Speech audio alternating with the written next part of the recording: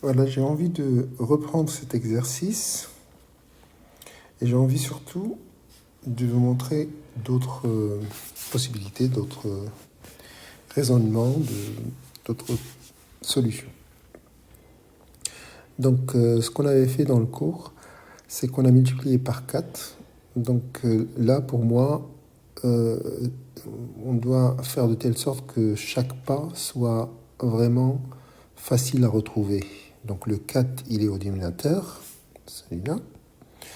Et donc, ça va de soi de choisir ce nombre pour multiplier cette fraction. Comme ça, la fraction à gauche va être réduite.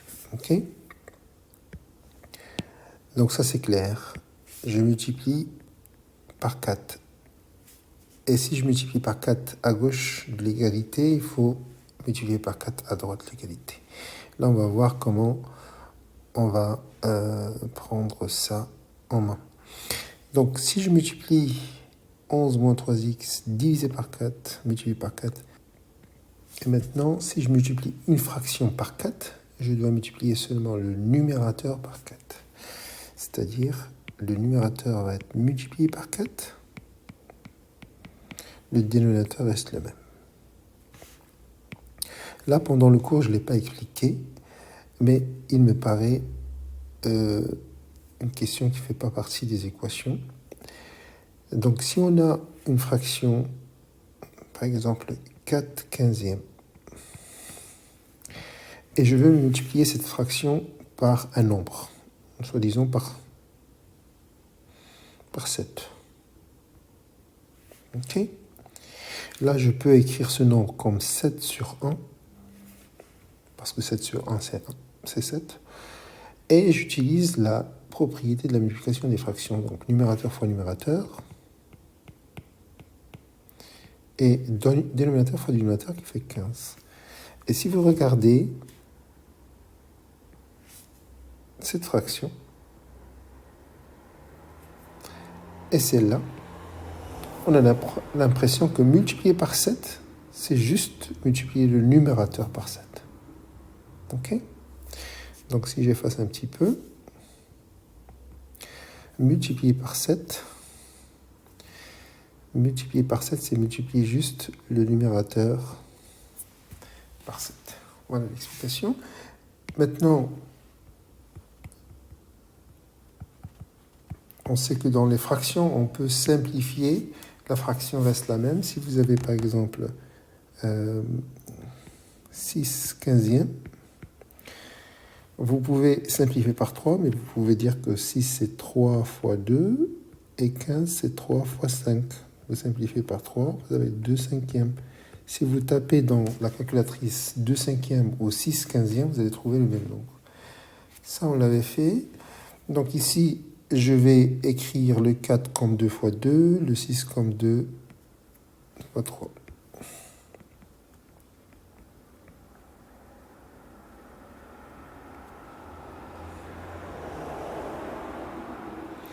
Et là, peu importe ce qu'il y a dans la parenthèse, il faut juste simplifier par 2. Donc on obtient quoi ? On obtient cette équation-là.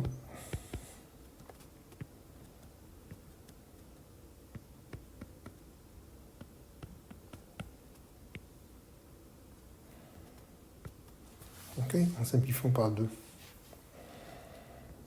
Donc, ceci dit, je peux encore faire la multiplication des fractions. Donc, on a 2 fois la multiplication des parenthèses. On a 2 fois parenthèse ouverte, 17 moins 5x. On peut calculer, on peut faire ce calcul pour voir ce que ça va donner au numérateur. Donc 2 fois 17, c'est 34. Et 2 fois 5, c'est 10. Donc c'est moins 10x sur 3. Maintenant, pour se débarrasser du 3, ici, on a multiplié par 4 pour se débarrasser de la fraction au dénominateur 4. Maintenant, pour se débarrasser de la fraction dénominateur 3, je multiplie par 3. Ok ? Et si je multiplie par 3, bien sûr, cette fraction à droite va disparaître. Mais je dois faire la même chose à gauche et à droite de l'équation, de l'égalité. Donc, je vais multiplier 11 moins 3x, le tout multiplié par 3. Donc, je vais multiplier le 11 par 3 et le 3x par 3. OK. Et maintenant, pourquoi j'ai fait tout ça? C'est juste pour ne plus avoir la fraction à gauche, à droite. Et maintenant, on a une situation où je peux essayer de mettre d'un seul côté les x et de l'autre côté les nombres sans x. OK?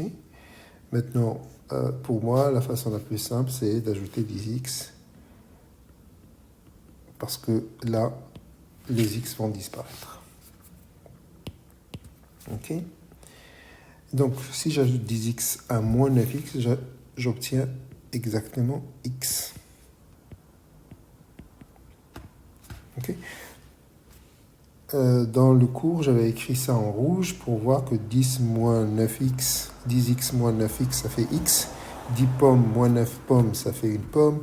10 bananes moins 9 bananes, ça fait une banane. Donc, 10x moins 9x, ça fait x. Et ici, 10x moins 10x, ça va faire 0x, donc ça va disparaître. Et maintenant, on est devant une équation qu'on connaît. Qu'est-ce qu'il faut faire ici? Pour avoir le x seul dans cette partie-là, il faut enlever le 33. Donc, enlever le 33, ça fait moins 33. Donc, ce que je vais faire maintenant à gauche et à droite, c'est moins 33.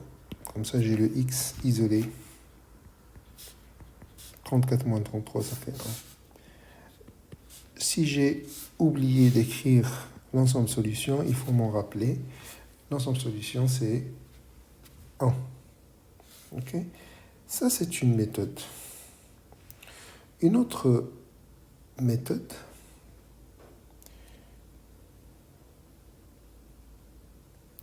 peut être facilement de faire le produit en croix.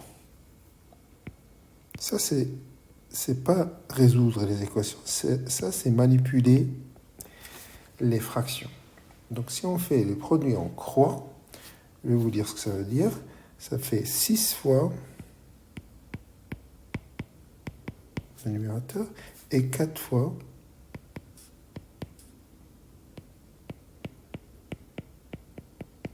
donc l'égalité reste établie. Ça, on l'appelle produit en croix. C'est peut-être une façon plus simple de voir la chose. Okay. Maintenant, on a à gauche 2 fois 3 pour le 6. Et à droite, 2 fois 2. Et là, je peux simplifier par 2, gauche et à droite.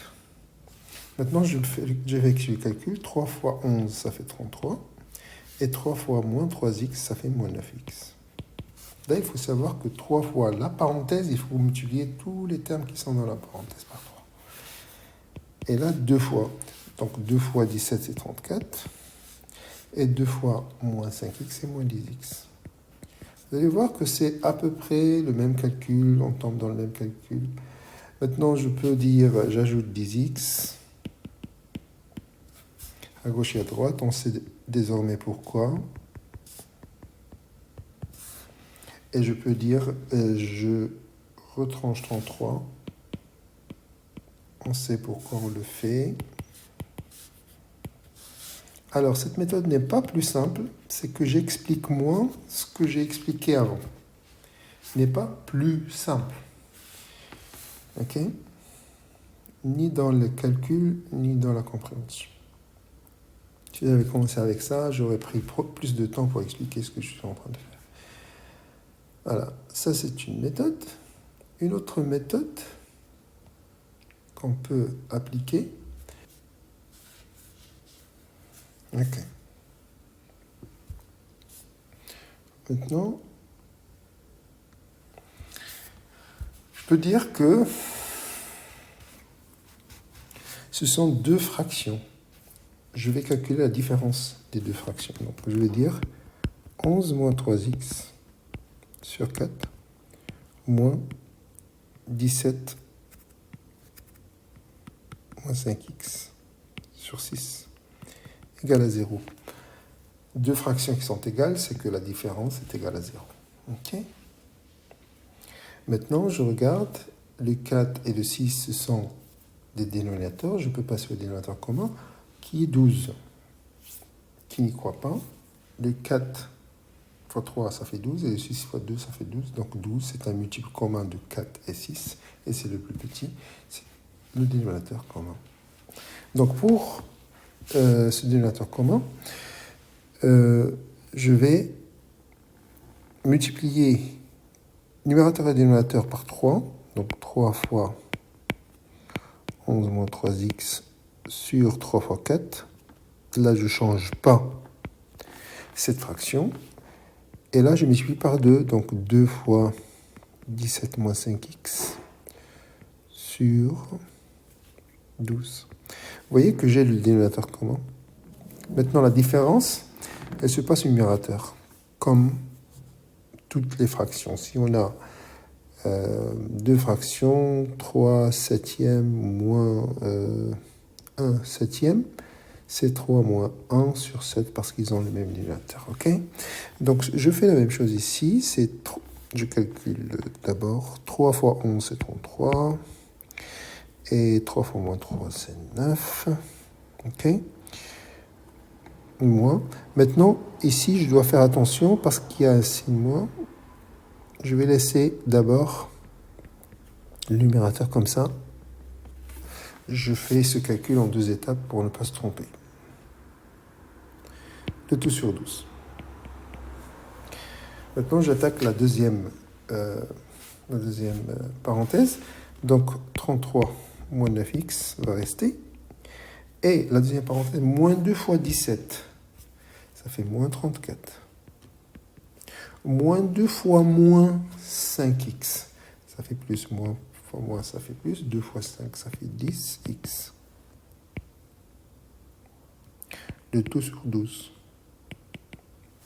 OK. Maintenant que je peux continuer le calcul. 10x moins 9x, ça fait x.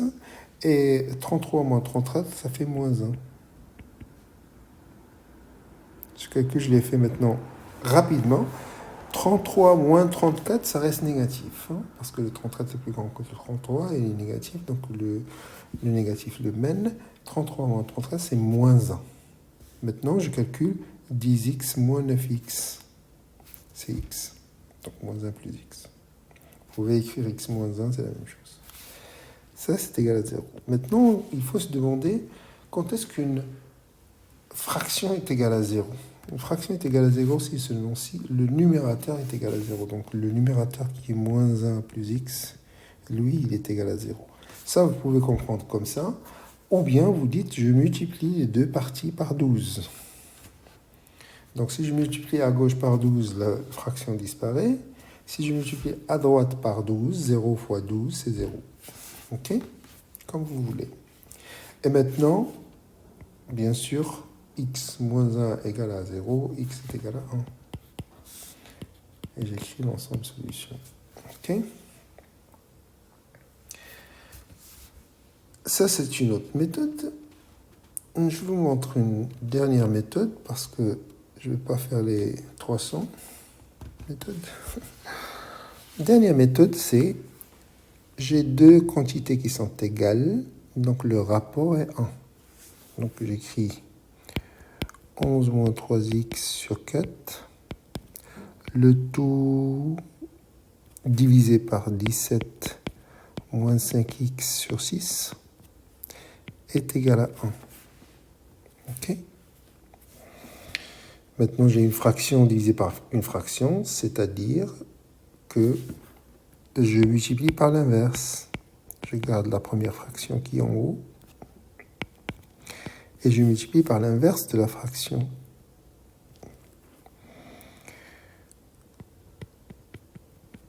Maintenant, j'ai le produit de deux fractions. Donc, je multiplie numérateur par numérateur et dénominateur par dénominateur. Maintenant, je peux simplifier. Si je simplifie, j'ai simplifié par 2, donc j'ai 3 fois 11 moins 3x sur 2 fois 17 moins 5x. Maintenant, le rapport égal à 1, donc les quantités numérateur et dénominateur sont égales. Donc, je peux dire que je vais calculer 1. 3 fois 11, c'est 33, et moins 9x. OK? Donc, le numérateur doit être égal au dénominateur. Donc, 2 fois 17, c'est 34. Et 2 fois moins 10, moins 5, c'est moins 10x. Je reviens à la même situation qu'avant. Pour vous montrer, il n'y a pas grande différence entre tout ça. Donc, j'ajoute 10x de gauche à droite, vous savez pourquoi. Je retranche 33 de droite et gauche, vous savez pourquoi. Et j'ai la solution.